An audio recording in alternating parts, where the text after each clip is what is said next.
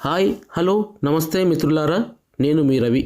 ఈరోజు ఒక అందమైన కథతో మీ ముందుకు వచ్చాను. అనగనగా ఒక పచ్చని అడవికి అంచున ఒక చిన్న గ్రామం ఉండేది. ఆ గ్రామం చుట్టూ ఎత్తైన చెట్లు, రంగురంగుల పూల మొక్కలు, చిలిపిగా పాడే పక్షులతో అడవి ఎంతో అందంగా ఉండేది. ఆ అడవిలో చిట్టి అనే కుందేలు నివసించేది. చిట్టి తెల్లని మృదువైన రోమాలతో, మెరిసే కళ్ళతో ఎంతో ముద్దుగా ఉండేది. అది చాలా చురుకైనది. ఎప్పుడూ పరిగెత్తుతూ, ఎగురుతూ, ఆడుకుంటూ, అల్లరి చేస్తూ చాలా హుషారుగా అడవి మొత్తం తిరిగేది. కానీ చిట్టికి ఒక చెడు అలవాటు ఉండేది. ఏ పని చేసినా అది ముందుగా ఆలోచించకుండా కంగారుగా తొందరపడి చేసేది. అడవిలో జంతువులు చాలాసార్లు చిట్టికి సలహాలు ఇచ్చేవి. నెమ్మదిగా ఆలోచించి చెయ్యి అని చెప్పేవి. కానీ చిట్టి వాటిని పట్టించుకోలేదు. నేను చాలా వేగంగా ఉంటాను, నాకేమి కాదు అని అనుకుంటూ నవ్వేది. అలా చిట్టి చాలా సంతోషంగా జీవితం గడిపేది. ఒకరోజు చిట్టికి బాగా ఆకలి వేసింది. అప్పుడు చిట్టికి తన మిత్రుడు రాజు అనే తాబేలు గుర్తుకు వచ్చింది. ఒకరోజు చిట్టికి మంచి క్యారెట్లు భోజనంగా పెట్టాడు రాజు. అది గుర్తుకు వచ్చి మళ్ళీ ఆ క్యారెట్లు తినాలని బాగా కోరిక కలిగింది. ఆ క్యారెట్లు గుర్తుకు వస్తేనే మనసంతా కమ్మగా అనిపించింది చిట్టికి. వెంటనే ఎలాగైనా రాజు దగ్గరికి వెళ్ళి ఆ క్యారెట్లు ఎక్కడ దొరుకుతాయో తెలుసుకొని అక్కడికి వెళ్ళి తినాలని వేగంగా ముందుకు కదిలింది చిట్టి.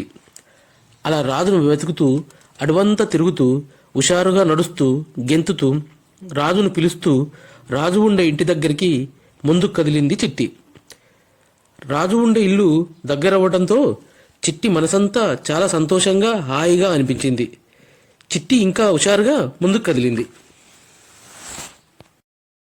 అలా వెళ్తూ పెద్ద మర్రి చెట్టు కింద రాజు అనే తాబేలు ఇంటికి చేరుకుంది చిట్టి. తాబేలు నెమ్మదిగా నడుస్తుంది, కానీ చాలా తెలివైనది. అడవిలో అన్ని జంతువులు రాజును గౌరవిస్తాయి. చిట్టిని చూసి రాజు ఎంతో సంతోషించాడు. మిత్రమా, ఎలా ఉన్నావు? క్షేమే కదా అని అంది రాజు. క్షేమే రాజు, కానీ నాకు ఒక సహాయం చేయాలి అంది చిట్టి. చెప్పు మిత్రమా, నేను ఏం చేయగలను అంది రాజు. అదే రాజు, నాకు ఆకలిగా ఉంది. ఆ రోజు నువ్వు ఇచ్చిన క్యారెట్స్ నాకు చాలా బాగా నచ్చాయి. నాకు ఆ క్యారెట్లు కావాలి అంది చిట్టి. అలాగే మిత్రమా, కానీ ఆ క్యారెట్స్ ఇక్కడ లేవు. అదిగో ఆ కనిపించే కొండ అంచులలో ఉన్నాయి. నేను వెళ్ళి తీసుకురానా అని అంది రాజు. అప్పుడు చిట్టి, లేదు రాజు, ఇద్దరం కలిసి వెళ్ళి తీసుకుని వద్దాం అని అంది, అంతవరకు ఆగలేను అన్నట్లుగా. అలాగే మిత్రమా, పద వెళ్దాం అంటూ ముందుకు నడవసాగారు. అలా కొంత దూరం ముందుకు వెళ్ళాక చిట్టి తాబేలును చూస్తూ, రాజు, నువ్వెందుకు ఇంత మెల్లగా నడుస్తావు? ఇలా అయితే గమ్యం చేరులోపే రోజు అయిపోతుంది అని అంటూ నవ్వుతుంది. అప్పుడు తాబేలు చిరునవ్వుతో, మిత్రమా చిట్టి, వేగం కంటే జాగ్రత్త ముఖ్యం. నెమ్మదిగా నడిచినా ఆలోచించి అడుగులు వేస్తే ప్రమాదం ఉండదు. ఎందుకంటే మనం వెళ్లే దారిలో ప్రమాదకరమైన గుంటలు, బండరాలు ఉన్నాయి. అందుకే జాగ్రత్తగా వెళ్ళకపోతే ఏదైనా ప్రమాదం జరగవచ్చు అని అంది. రాజు మాటలు విన్న చిట్టి గట్టిగా నవ్వుతూ, నాకు భయం లేదు రాజు, ఇలాంటి దారుల్లో నేను చాలాసార్లు తిరిగాను. నేను తొందరగా వెళ్ళాలి అంటూ తాబేలును వదిలి వేగంగా ముందుకు పరిగెత్తింది. తాబేలు మాత్రం తన దారిలో జాగ్రత్తగా నడుస్తూ ముందుకు వెళ్ళింది. అలా చిట్టి కొంత దూరం వెళ్ళాక అడవిలోని దారి కాస్త కఠినంగా మారింది. అక్కడ పెద్ద పెద్ద బండరాలు, చెట్ల పొదలు, పెద్ద పెద్ద గుంటలు ఉన్నాయి. చిట్టి మాత్రం వాటిని గమనించకుండా పరిగెత్తుతూనే ఉంది. అలా ఒక మలుపు దగ్గర లోతైన గుంట ఉంది. చిట్టి పరిగెత్తుతూ ఆ గుంటను గమనించకుండా పరిగెత్తుతూ ఆ గుంటలో పడిపోయింది చిట్టి. ఒక్కసారిగా జరిగిన ప్రమాదానికి చిట్టి చాలా భయపడిపోయింది. ఆ గుంట చాలా లోతుగా ఉంది. ఇప్పుడు ఏం చేయాలో చిట్టికి అర్థం కాలేదు. గుంటలో పడిపోయిన చిట్టి పైకి రావాలని ప్రయత్నించింది, కానీ జారిపోయి మళ్ళీ గుంటలోనే పడిపోయింది. చిట్టి మళ్ళీ మళ్ళీ ప్రయత్నిస్తుంది, కానీ ఎంత ప్రయత్నించినా చిట్టి పైకి రాలేకపోతుంది. చాలాసార్లు ప్రయత్నం చేస్తూనే ఉంది, కానీ ఎంత ప్రయత్నం చేసినా జారిపోయి మళ్ళీ ఆ గుంటలోనే పడిపోతుంది చిట్టి. గుంట లోపల బాగా చీకటిగా ఉంది.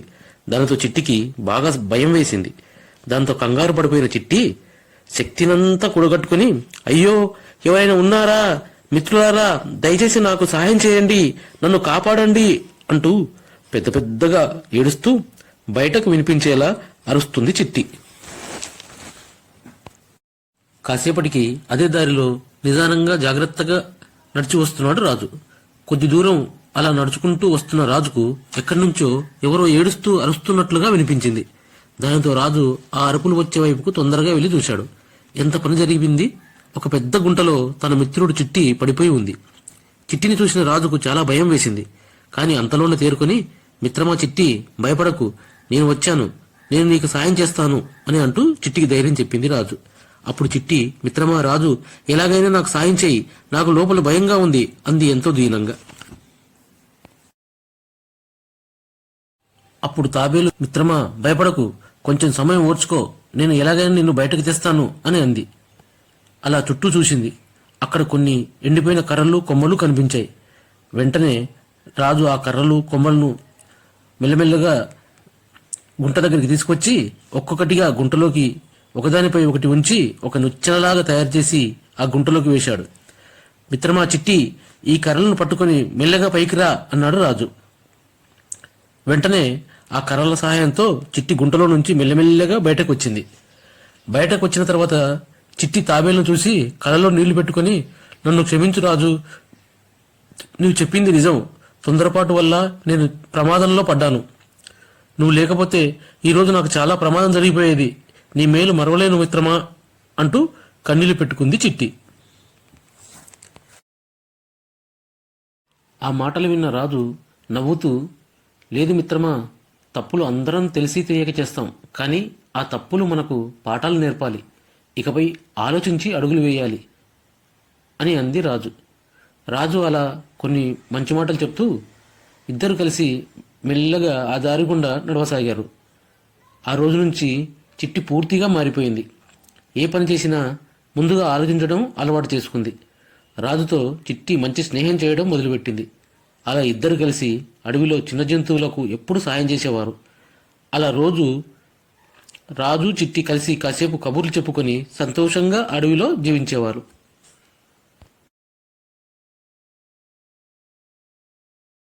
ఒకరోజు ఒక చిన్న జింక తన తల్లి నుంచి తప్పిపోయి ఏడుస్తూ కనిపించింది. అప్పుడు చిట్టి రాజు ఇద్దరు కలిసి ఆ చిన్న జింకను జాగ్రత్తగా తీసుకుని అడవిలో దాని తల్లిని వెతికి జింకను తన తల్లి జింకకు జాగ్రత్తగా అప్పగించాయి. దీంతో జంతువులన్నీ రాజు చిట్టిని ఎంతో మెచ్చుకున్నాయి. మీలాంటి స్నేహితులు చాలా అరుదుగా ఉంటారు అని రాజు చిట్టికి జంతువులు ధన్యవాదాలు సంతోషంగా తెలుపుకున్నాయి. దానితో రాజు చిట్టి చాలా ఆనందపడ్డాయి. మంచి పనులు చేస్తే 10 మంది మనల్ని మెచ్చుకుంటుంటే ఆ ఆనందం ఎన్ని క్యారెట్లు తిన్నా దొరకదు రాజు అని అంది చిట్టి. దానితో రాజు కూడా చాలా ఆనందంగా చిట్టిని కౌగిలించుకున్నాడు. అలా ఇద్దరు కలిసి అడవిలో జంతువులకు సాయం చేస్తూ ఆడుతూ పాడుతూ హాయిగా జీవనం సాగించేవాళ్ళు.